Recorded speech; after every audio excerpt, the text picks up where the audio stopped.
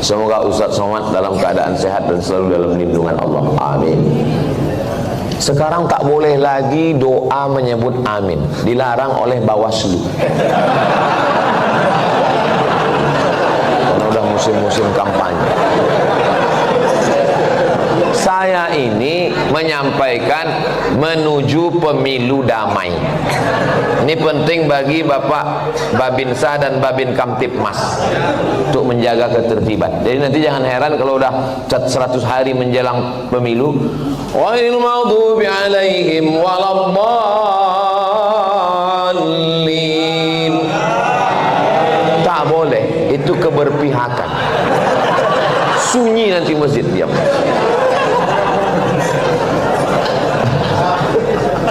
Seumur-umur saya membaca pertanyaan, inilah tulisan yang paling cantik.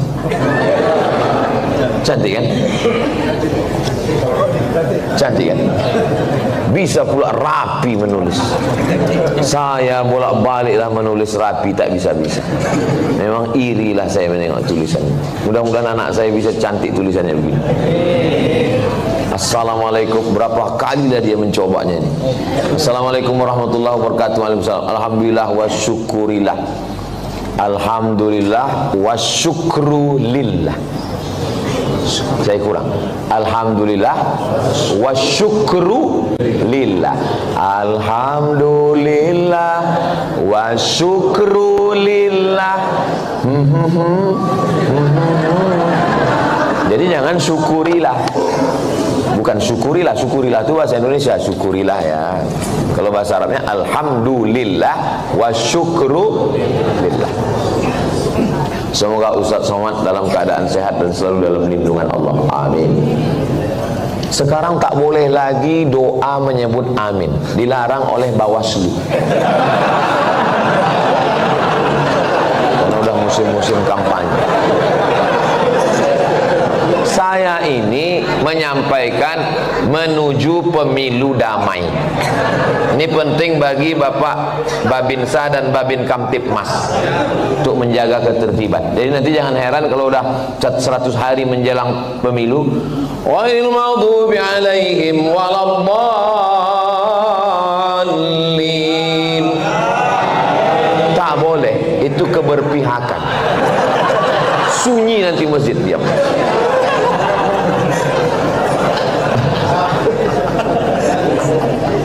Saya mau bertanya Pak Ustadz, kiat-kiat agar ikhlas menerima ketetapan takdir Allah dan tetap berprasangka baik kepada Allah. Mohon doanya Ustadz untuk seluruh istri pejuang garis 2. Pejuang garis 2 itu maksudnya yang belum hamil. Kalau udah dipakainya tes spek itu kan 2. Ini penjelasan bagi yang belum berbini. Yang udah berbini pun tak paham juga. Bagaimana cara kita biar supaya rela menerima takdir Allah? Saya kalau datang bertamu ke rumah jamaah, Assalamualaikum Pak. Waalaikumsalam. Ustaz Somad, tolong doakan mak saya Pak Ustaz. Maknya di mana Pak? Maknya di dapur. Duduklah mak tuh di kursi. Berapa umur mak? 80. Belum bisa saya menerima, karena mak saya meninggal umur 70. Dalam hati saya tetap, kok hidup mak dia, kok mati mak? Kok tak sempat makku ku bawa jalan-jalan ke Brunei, ke Malaysia? Kok tak sempat ku senangkan dia? Tak bisa hati saya menerima. Macam mana saya mau menceramahi jamaah, marilah kita sabar menerima takdir Allah? Saya aja tak sabar. Tapi cara Allah menghibur saya, habis saya tausiah datang ibu-ibu, Ustaz, tolong doakan keponakan saya. Keponakan ibu ini kenapa? Ayahnya meninggal, emaknya meninggal, dia hidup sebatang kara, anak SD kelas 2. Oh, aku sempat aku serumah 11 tahun sama emakku, dari 2008 ke 2019. Ini budak nih kelas 2 SD sebatang kara. Ternyata yang membuat kita bisa sabar itu adalah ketika membandingkan dengan orang lain. Begitu cara Allah mengajar saya. Ayat tak mempan, hadis tak mempan. Kenapa tak? Saya yang berceramah, saya yang nyuruh orang sabar. Tak bisa saya terima. Tapi begitu dijumpakan Allah, oh rupanya. Maka diantaranya yang membuat kita kuat ini adalah dengan memperbanyak bercerita dengan orang. Kita ini kalau banyak bercerita, ngobrol dengan orang, itu menyadari betapa besarnya nikmat Allah kepada kita. Aku pula bisa begini-begini, kawan ini tak sempat berbakti, jumpa pun tak sempat. Yang kedua, bagaimana caranya? Caranya adalah menguatkan dalam hati bahwa innallaha katabal maqadir, Allah sudah menuliskan takdir 50 alfasana, 50.000 tahun qabla an yakhluqas samawati wal ard. Sebelum Allah menciptakan langit dan bumi, Allah sudah menuliskan takdirku 50.000 tahun sebelum Allah menciptakan langit dan sengaja dihunjamkan terus ke kepala. Abdul Somad, Allah sudah menuliskan 50.000 tahun sebelum menciptakan langit dan bumi bahwa kau sama emak kau itu cuma sampai 2019. Lebih dari itu bukan kuasa kau. Asal terlintas itu terus. Otak itu dihunjamkan dengan hadis itu. Yang ketiga, membuat sesuatu yang terus mengalir. Sedekah untuk santri, untuk Palestina, asal teringat baca Al-Fatihah. Teringat macam-macam, baca Al-Fatihah. Malam Jumat baca Al-Kahfi, baca Yasin, hadiahkan pahalanya. Undang anak yatim, fakir miskin. 3 itulah cara untuk mengurangi beban hati kita. Allah berjanji kalau kita beribadah, falyabudu rabb hadzal bait, banyak-banyak beribadah. Allah cuma minta kita satu ibadah, balasannya Allah kasih 2. At'amahum min ju' wa amanahum min khauf. Kalau kau lapar, Allah kasih kau makan. Kalau kau risau, amanahum, Allah beri kau aman, tenang. Syaratnya banyak ibadah, perbanyak ibadah. Pagi sholat isyraq, sholat duha, malam bangun mandi, sholat sunat wudu, sholat sunat taubat, sholat sunat tahajud, sholat sunat hajat, zikir, banyak bertasbih. Zikir 3 pilihan, zikir banyak, zikir pilihan 3. Pertama istighfar, yang kedua sholawat, yang ketiga afdalul zikri fa'lam annahu la ilaha illallah. Astaghfirullahaladzim, astaghfirullahaladzim, astaghfirullahaladzim. Kalau tuan membeli peniti, jangan ditusukkan ke sayur kubis. Kalau mik sudah mati, tandanya waktu sudah habis.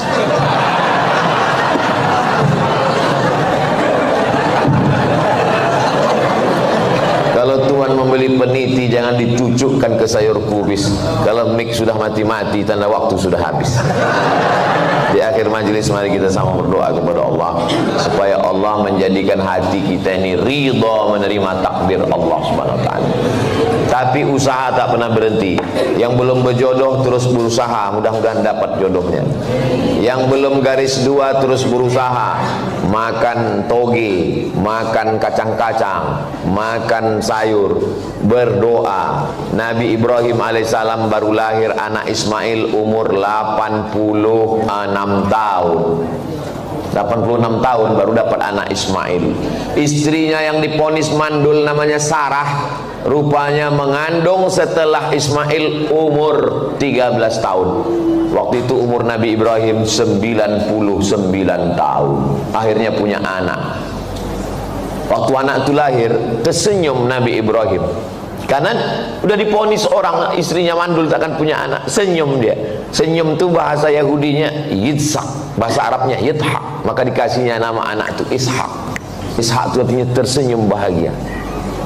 Saking kan lucunya cara Allah ingin menguji seorang hamba. Tak ada yang sulit. Innama amruhu iza arada syai'an ayaqula lahu kun. Tak ada yang sulit bagi Allah. Allah cuma ingin menengok air matamu tumpah di tengah malam. Allah cuma ingin melihat sujudmu lebih lama. Dalam perjalanan hidup saya, dipukul ombak, diempas gelombang, baru saya paham. Rupanya kalau hidup ini tenang-tenang saja, tidak akan melahirkan nakhoda yang ulung.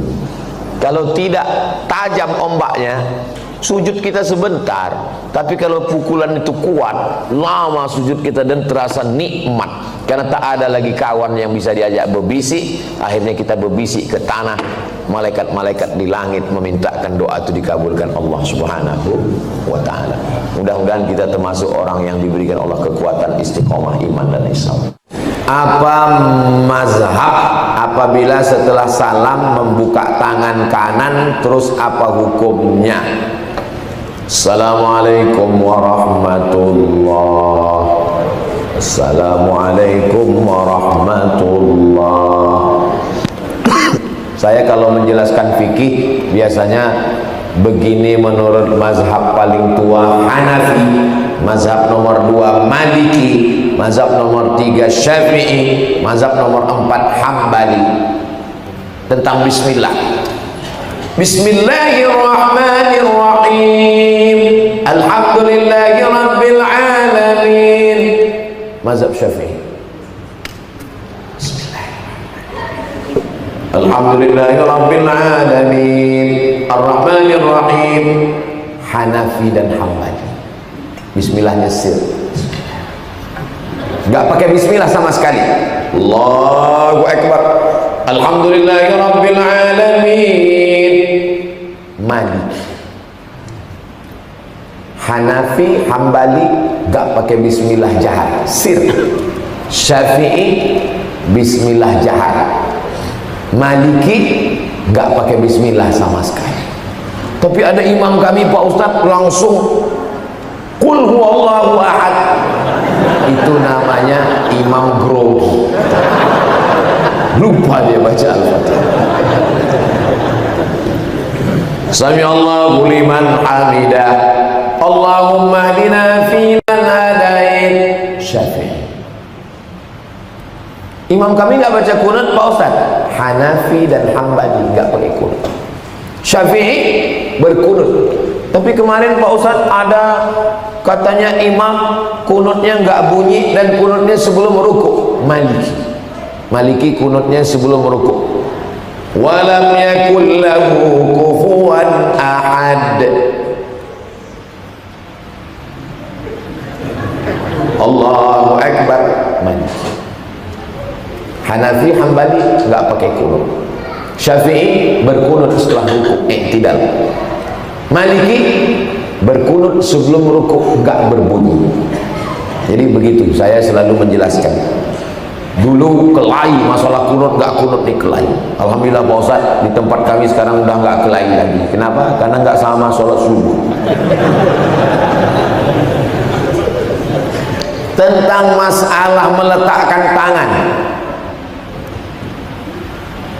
enggak ada tiang mic-nya, enggak bisa saya kasih contoh. Tentang masalah salam, Assalamualaikum warahmatullahi. Assalamualaikum warahmatullahi. Tangan yang buka mazhab apa Pak Ustaz? Sampai sekarang saya nggak tahu. Memang betul saya nggak tahu. Mungkin kurang bacaan saya. Nah itu, tanya nanti sama Ustaz yang tahu. Mungkin ada kitab yang dia baca. Udah saya cari-cari nggak jumpa. Mazhab apa? Wallahu a'lam. Mungkin mazhab buka tutup.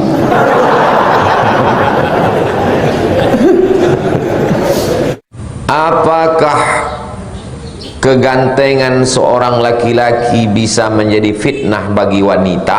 Sekarang bukan cuma bagi wanita, bagi laki-laki juga, karena selera orang udah berubah sekarang.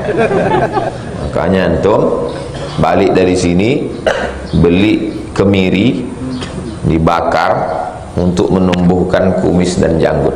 Karena kalau antum tak berkumis tak berjanggut, nanti banyak orang berselera menengok antum. Sebagaimana fitnah seorang wanita bagi laki-laki. Wa qala niswatum fil madinati imra'atul azizi turawidu fataha. Surat Yusuf. Wa qala niswatun fil madinati, perempuan-perempuan di kota. Apa kata perempuan itu? Imra'atul azizi turawidu fataha. Zulekha sudah jatuh cinta kepada anak muda yang tinggal di rumahnya, Yusuf. Jadi rupanya dari dulu grup WA mak-mak ini memang udah Zuleha tak mau jadi korban sendiri. Kalian pikir enak jadi aku ini, kata Zuleha. Diundangnya perempuan-perempuan itu. Kalian yang selalu menggosipi aku, besok datang kalian ke rumah biar ku jumpa kalian Yusuf. Habis itu dikasihnya satu orang pisau sama buah. Setelah itu suruhnya Yusuf keluar. Pas Yusuf keluar, qatta'na aydiyahunna. Kalau qata'a memotong, dalam ayat itu bukan qata'a, qatta'na, memotong-motong. Tuh potong-potong tangan itu sampai tak terasa. Waktu menengok Yusuf keluar, apa kata mereka? Ma hadza illa malakun karim. This is an angel. An angel, malaikat ini, bukan manusia. Apa kata Zulaikha? Itu yang ku tahankan tiap hari. Kalian baru sekali aja potong-potong, aku tiap hari menengok itu. Mana tahan, kata dia. Jadi kegantengan itu pun jadi fitnah. Oh, kalau gitu bercadarlah kami, Pak Ustaz. Bukan saya suruh kalian yang muda-muda ganteng nih bercadar. Jadi maksudnya Pak Ustaz berhelm lah. Jangan muka kalian tuh muka PHP, memberi harapan palsu. Mentang-mentang ganteng semua diiyakan, bercakap lemah lembut. Akhirnya semua kelas tuh merasa antum, dianggapnya antum. Bukan semua kelas, semua fakultas. Dari mulai fakultas ekonomi sampai dakwah, sampai pertanian, perikanan, sampai bukan pula semua fakultas, semua dari mulai kampus UIN, kampus UIR, UNRI. Antum biasa-biasa aja. Kalau ngomong sama orang, sama kawan, sama siswi biasa aja. Jadi kita rapat panitia nanti sore, ya rapat. Jangan lemah lembut. Kita rapat ya. Nah, jadi disangkanya orang, banyak orang kecewa. Masalah antum sudah sesuai dengan syariat Islam, lalu ada orang yang berbuat salah, itu bukan salah kita lagi. Sama macam antum buka rumah makan jual nasi, datang orang membeli nasi, antum dimakannya, bertenaga dia, setelah bertenaga merampok dia. Lalu pas di akhirat ditanya perampok, kenapa kau merampok? Karena aku bertenaga. Kenapa kau bertenaga? Karena aku dimakan ketupek gulai paku dari warungnya tadi. Tidak, antum mah dapat dosa gara-gara itu, karena itu bukan urusan antum. Antum menjual yang halal. Memang wajah itu ciptaan Allah. Tidak mesti setelah ini antum beli air raksa siramkan ke muka. Daripada ini jadi fitnah, ku hancurkan aja. Penting antum sesuai dengan syariat Islam, tidak menjual harga diri, tidak memberikan harapan-harapan, tidak kecicilan, tak ramah, tak tentu arah, maka insya Allah kegantengan itu jadi nikmat. Kalau antum ganteng, antum sholat, antum sopan, antum baik, itu jadi dakwah juga. Apa kata kawan-kawan antum yang lain? Tengok sekarang itu, udah ganteng, kaya, sholat lagi, kau udah hitam, tak sembahyang, belum masuk neraka udah hitam. Nah, jadi kalau antum ganteng, antum jadi iklan untuk Islam ini. Banyak kawan-kawan saya yang ganteng-ganteng itu jadi iklan untuk Islam. Islam ini agama yang bagus, produk yang bagus, tapi bintang iklannya kurang bagus sehingga produknya menjadi tidak menarik. Mudah-mudahan Allah menjaga anak-anak muda kita, insya Allah. Orang-orang tuanya pun dijaga juga.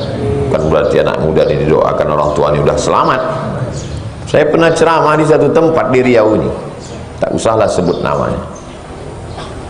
Ustadz, tolong Ustadz ceramahkan nanti, kata Pak tokoh masyarakat, tentang kejahatan orang tua. Lain ini permintaannya. Apa maksud Bapak kejahatan orang tua? Orang tua di kampung ini Pak Ustadz, asal habis menakik gotah sama manen sawit, pergi orang tua ke kota, habis itu orang tua masuk ke diskotik. Tak pernah Bapak tanya? Pernah saya tanya, kenapa kalian ke diskotik habis manen sawit sama panen gotah? Kami muda dulu susah. Dia waktu muda dulu susah, tak ada duit. Sekarang sudah tua inilah ada duit. Inilah kesempatan kami menikmati hidup. Mau nikah lagi takut sama bini. Terpaksalah kami begini. Saya gas lah di situ, saya ceramah. Jadi rupanya ada kejahatan orang tua. Ya. Makin diskotik, menengok diskotik, cewek-cewek cantik itu meniti air liu. Balik ke rumah menengok bini meniti air matuk. Itulah pentingnya ibu-ibu juga memakai skincare. Bukan untuk laki orang, untuk laki ibu. Ibu berbedak, ibu berlipstik, ibu mengecat rambut warna pink. Tapi untuk bapak tu, bukan untuk orang. Ini banyak sekarang perempuan bersolek untuk laki orang. Berbedak dia, berlipstik untuk laki orang. Kalau pas di rumah 3 gendangnya. Kalau tak mak lampir, sundil bolong, nyiblorong. Karena bapak-bapak ini juga, motor itu memang tidak baru, tapi sering diservis, didempul, catnya diperbaiki. Senyum-senyum. Mudah-mudahan Allah selalu memberikan yang baik-baik untuk kita, insyaallah. Apa hukum KB bagi ibu-ibu yang tidak ingin punya anak karena takut tak bisa membiayai pendidikan di tempat yang baik, pondok pesantren misalnya, atau takut tak bisa mendidiknya menjadi anak yang soleh-solehah, yang nantinya malah akan menyeretnya ke neraka, atau karena suami sifatnya cuek, menjadi penjudi online, narkoba, sehingga istri malas memiliki, menambah, tak mau punya anak. Ini bertanya apa curhat? Sudah cukup membesarkan anak yang ada sehingga dengan KB sampai menopause. Bagaimana hukumnya Pak Ustaz? Tazawwajul walud al-wadud. Nikahilah perempuan yang subur, yang banyak anak dan penyayang. Itu artinya disuruh cari istri yang subur supaya banyak anak. Kalian yang belum nikah, yang udah tak usah senyum-senyum lagi. Yang belum nikah, kalian cari perempuan yang subur. Dari mana kita tahu dia subur? Mana boleh dites duluan. Makanya waktu kenalan tanya, "Dek, emak kau berapa anaknya?" "Emak aku anaknya 12 bang." "Gua banget nih." Gitu. Cari perempuan yang subur. Kenapa? "Inni mukatsirum bikumul umam." Aku, kata Nabi yang paling bangga pada hari kiamat karena umatku paling banyak. Saya doakan bapak-bapak punya anak 12 semua. Amin. Kenapa takut kalian? Dulu dikatakan orang Indonesia tak boleh banyak punya anak, cukup 2 saja. Waktu zaman saya sekolah dulu aliyah, saya taman aliyah 96. Waktu itu sedang heboh-hebohnya BKKBN, program cukup 2 anak. Ada duit limper, ingat duit limper, 5 perak, gambarnya ibu, anak 2 sama bapak. Apa katanya? Tak boleh punya anak. Sekarang kita ketakutan sama orang Tiongkok mau datang. Kenapa? Karena mereka penduduknya, India sekarang penduduknya 1,4 miliar. Cina sekarang penduduknya lebih 1 miliar. Indonesia tak sampai 300 juta. Sementara tanah kita luas, bumi kita penuh, minyaknya banyak. Kita kekurangan warga negara sekarang. Kalian cepat nikah. Kalau bisa 1, 2, 3, 4. Siap? Kalian mesti punya anak banyak-banyak. Umat Islam mesti kuat, sebab kita menghadapi tantangan yang luar biasa. Jelas? Adapun hukum KB terbagi 2. Yang pertama, tanzimun nasal, mengatur kelahiran. 3 tahun, 3 tahun, 3 tahun. Yang kedua, tahdidun nasal, membatasi kelahiran. KB 2 jenis. Yang tahdid, misalnya laki-laki vasektomi, dipotong kabel itu, akhirnya dia tak bisa lagi. Senapang angin itu meletus, cuman senapan itu hidup, cuman tak berpeluru dia lagi. Vasektomi hukumnya haram. Kenapa? Karena dia memutus keturunan. Tak boleh dalam Islam memutus keturunan.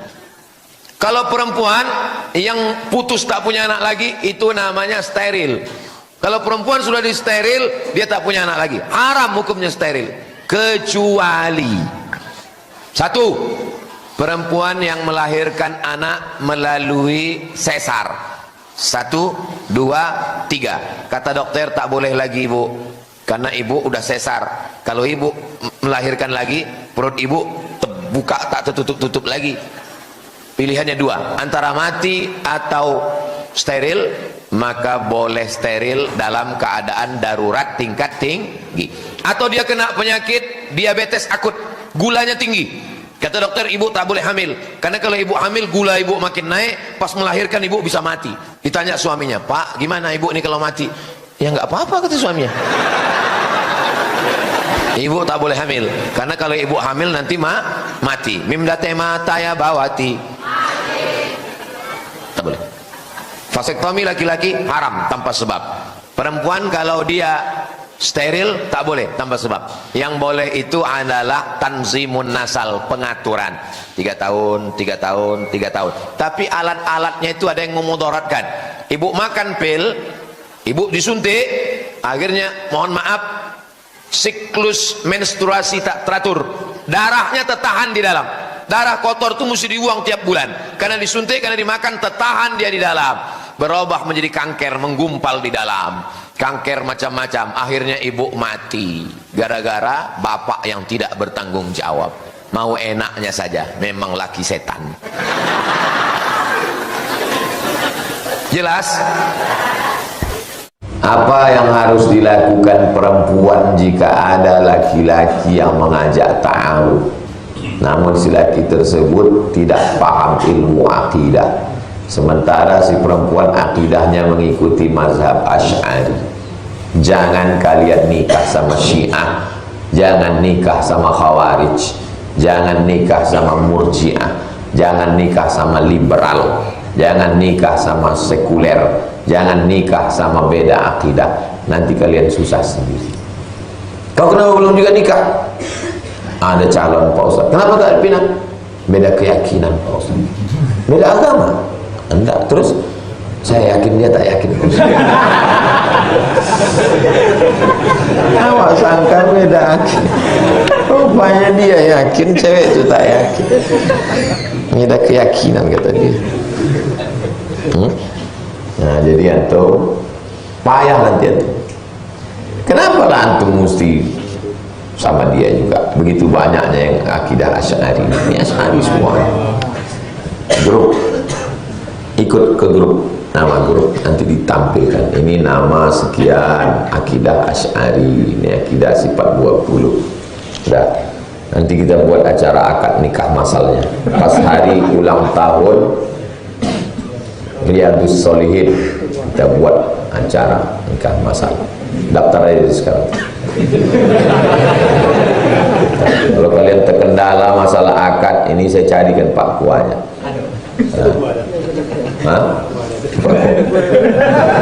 Pak Babur nih Pak Kuah. Bisa Pak Kuah? Bisa. Itu daftar. Kalau dia tinggal di kecamatan lain bisa diurus. Bisa, alim. Kita buat acaranya habis pengajian ulang tahun subuh akad. Kalian yang mau akad, akad.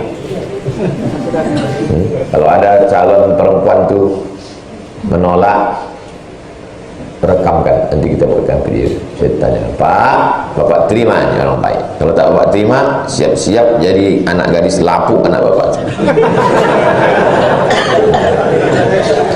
Kita buatkan video. Nah, ada yang menolak-nolak.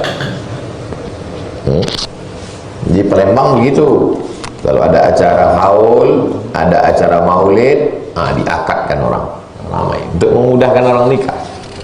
Sekarang berpikirlah anak muda nih, itu lagi, ini lagi, mahal lagi, ini. Mudahkan, yassiru, mudah. La tu'assiru, jangan dipersulit. Basyiru, berikan kabar gembira. La tunafiru, jangan bawa orang lagi. Kita tahan, tak mau hanya sekedar mengaji aja. Kita mesti saling mengenal. Di sini ada yang punya bisnis tapi belum punya karyawan, ada yang baru tamat kuliah belum kerja, dipertemukan melalui grup-grup. Grup selalu share. Diperlukan seorang security, dicari seorang menantu yang soleh berakidah Asy'ari. dicari calon suami. Ini ada seorang gadis, orang tua sudah mau meninggal, kebun sawit sejauh mata memandang. Itulah guna kita ngaji nih, mempertemukan orang baik dengan orang baik. Orang baik ini mesti kita jumpakan. Apa bentuk ikhtiar kita untuk bisa mendapatkan jodoh ini Pak Ustadz? Ada kau lihat perempuan yang bagus, ada jilbabnya panjang, suka ngaji, solihah, cepat dia pinang. Tapi katanya jodoh nggak kemana, jodoh nggak kemana, tapi saingan di mana-mana. Harus cepat. Kalau jodoh, insya Allah, maka segera datang, pinang, nikah, punya anak, soleh, solihah, keluarga sakinah, mawaddah warahmah. Setan selalu menggoda, nantilah, nanti selesai dulu S2, nanti setelah, nanti punya ini, nanti. Dia tunggu segala perbuatan baik, dia suruh tunggu, dia suruh tunda. Lawan setan, segera. Kalau ada teman, nggak usah bro, kita nikmati dulu masa kita. Diam kok setan. Mohon pencerahannya Pak Ustaz. Udah cerah udah, apalagi.